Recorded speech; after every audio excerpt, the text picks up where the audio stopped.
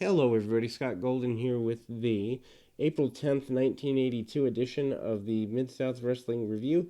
And as mentioned, we are heating up the action pretty heavily here in April of 82.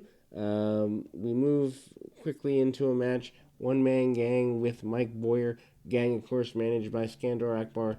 Akbar's army, quite powerful.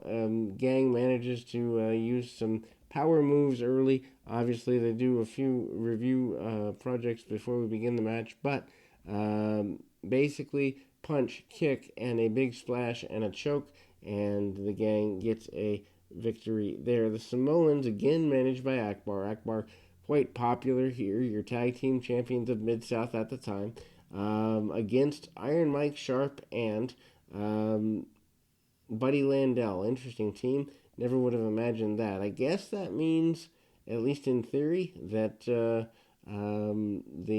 Iron Mike Sharp considered partially a babyface. Anyway, Akbar basically insinuates that Ernie Ladd cannot get a tag team partner, and that is addressed in the next segment. Um, you know, and so that's kind of a big deal. Anyway, Iron Mike Sharp starts off with one of the Samoans, tries to use power, doesn't get very far, and obviously the Samoans are not willing to take a backward step from Sharp or anybody else for that matter. And basically matches a lot of stalling, ties up, and really basic stuff. Nothing to really see here. Landell hasn't found himself yet. Sharp really doesn't do all that well in tag team style matches. Elbow to the top of the head, and then works over the arm, tag off to Landell. Landell gets a little bit of offense, but again, he's a more of a rookie, and B, a younger guy, and doesn't have a lot of experience.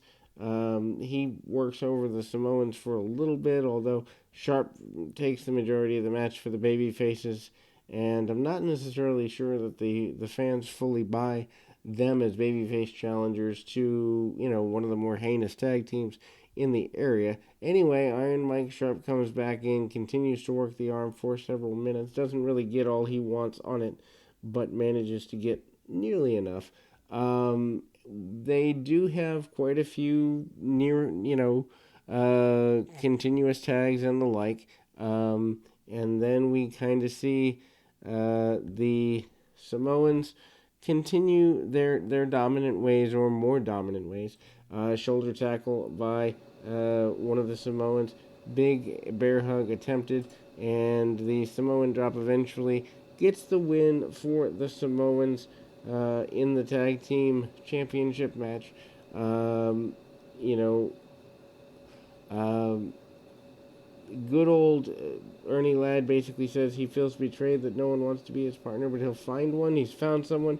He's mean, nasty, and unfortunate. Anyway, the assassin, aka Jody Hamilton, runs in as the Samoans are trying to attack rather liberally, I might add, Ernie Ladd, and so that is there. So Jody Hamilton, aka the assassin, is the partner, at least for the moment, of Ernie Ladd. Coco Samoa and Tully Blanchard out here again.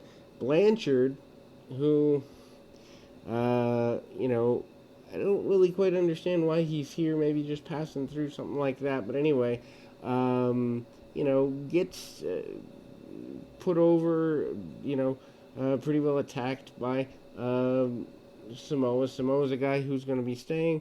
Blanchard's not here for more than a couple of months, I don't think. Anyway, Head Scissors tried to take over, and really basic stuff there. Deep arm drags by Samoa. Samoa actually looks pretty good in the match, being a local guy against Blanchard, and hold on to the arm for a couple of minutes, and that arm bar's there. Even for young guys, Samoa looks pretty good. Blanchard, though, is a guy who is always, almost always anyway, in motion, and that shows here. Side headlock takeover and some basic stuff cut off by Blanchard. Blanchard with the Irish whip, the back elbow, and some attempts to slow down the match but keep his adversary in good order. Samoa, though, manages to get some chops, double knees, and some offense. Blanchard always, when in doubt, backing up. Beautiful heel, especially for a guy, 5'9", 5'10", doesn't have a lot of size on him, but can do the beg off spot like nobody's business, and that leads to him being taken more credibly than a lot of people the same size as him. In other words, create motion and you create opportunity. And when you create that opportunity, people begin, at least most of the time, fans will take you seriously. Snap suplex of that kind of slingshot nature, and Blanchard gets a victory. So he's a little bit protected here, which I guess is good if you're Tully Blanchard, and he gets a victory there. Speaking of someone connected with Tully Blanchard, if you joined us for our last episode, and if you didn't, go back and go with us episodically through this journey through Mid South, would you? Anyway, the tag team partner of Blanchard last week, otherwise known as Wayne Ferris, aka to most of us the Honky Tonk Man, against the Junkyard Dog. Not a match that I knew I wanted to see. Again, as I mentioned during the last episode, Ferris, blonde-haired here. Junkyard Dog, the Louisiana champion, still uses some power moves early. Ferris doing a lot of backing up, a lot of begging off. Really basic stuff, trying to cut the dog off almost from the opening bell, and we continue to see a lot of cool stuff there. Just in terms of how over the dog is. Dog is a huge deal here in the Mid-South territory, and a lot of it is just that thump power slam. Like, that power slam really makes the dog. Cut off attempts, top wrist locks, and the like. Ferris, if you know, a lot of people think he can't wrestle or couldn't wrestle or whatever with the Honky Tonk Man gimmick. No, it's just that the gimmick didn't require him to wrestle. He complains about getting his hair pulled and the like. Dog takes him to the corner, and the referee backs him off. Honky Tonk Man, aka Wayne Ferris, manages to get a cheap shot and an elbow drop from the second rope. Notice the second rope is where people in Mid-South always go because the top rope has been banned. I don't quite understand the logic of Bill Watts banning the top rope, but anyway, it is what it is. And the Junkyard Dog manages to fire back, gets a few shots off, sends his opponent into the ropes, and eventually hits that big thump power slam for the victory. And needless to say, he is not happy. Bob Roop, the former North American champion, up next against Jesse Barr. Barr, of course, the son of Sandy Barr, and the kind of a localized enhancement talent here, or I'd say pretty regular enhancement talent. Got a good pedigree on him, but really doesn't get too far in the company. Lots of body scissors and attempted submissions by Roop. Roop seems to be more aggressive than before, having the championship, maybe upset that he's lost or whatever, but the fact is the referee has to force the hold to be broken pretty quickly. Roop, again, unhappy with he is still your champion, I'm sorry. I'm ahead in my watching, and so ahead in my speaking. So, as your champion, he is trying to draw matches out of just about everybody. And again, he's not my cup of tea. I understand why, in a territory that emphasizes collegiate ability, why he would be in that scenario. He bails to the outside for a little bit, tries to get a break in momentum and a little bit of an advantage. Short cut off included, and manages to hit a couple of suplexes and other higher impact moves. Tries to get an advantage as quickly and authoritatively as he can.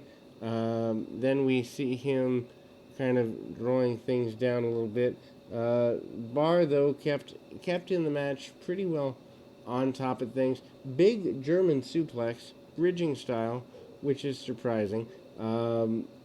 Roop rolls the shoulder a couple times. Referee right there. The advantage of a good referee and a rope break is the only reason the pinning combination or attempt at future pins more accurately is broken up. Roop again has to be on a backward run here for a little bit, but that's okay because again, as a heel, he's allowed and encouraged to do that. We move in through the match a little bit more, and Roop not as dominant as you would expect the North American champion to be, although it is kind of an interesting dynamic to have a champion who is a little bit more, I guess you'd say, uh, dominant in a pull it out at the last minute kind of way. A stun gun followed by a leg drop, and Roop is your victor. Your main event or your final card match of the card rather. At least I believe it is. Yep. Ron Cheatham and Mr. Olympia. Olympia, a major babyface at the time, gets some mat work in and does the best he can with it. Arm work by Olympia. Of course, Olympia, a masked superstar who I think, at the time, having at least one masked guy in a territory was kind of a prerequisite. He works the arm for a minute, then takes him down with a leg pick and gets an advantage there. Red and yellow before Hogan, or just as Hogan is popping up, probably in the AWA at this point. Anyway, red and yellow on Mr. Olympia. That's kind of interesting with both the mask and the otherwise. Works the front face lock, does Olympia for a few minutes. Olympia brawls back several times, and again we see head scissors take over, and a head scissors locked in by Cheatham, who then we see Olympia manage to roll through with the arm and the headlock takeover. And again, I love the fact that they go right up to the close of the program with wrestling. I think that's something that the programs don't do these days. Too much hype, too much selling. Awkward atomic drop, I will admit, by Olympia. So maybe removing that from the arsenal might be a good idea, or maybe they weren't in sync when it happened. He gets a win with a sleeper, which is awesome. And we close this program. We'll be back with more right after this.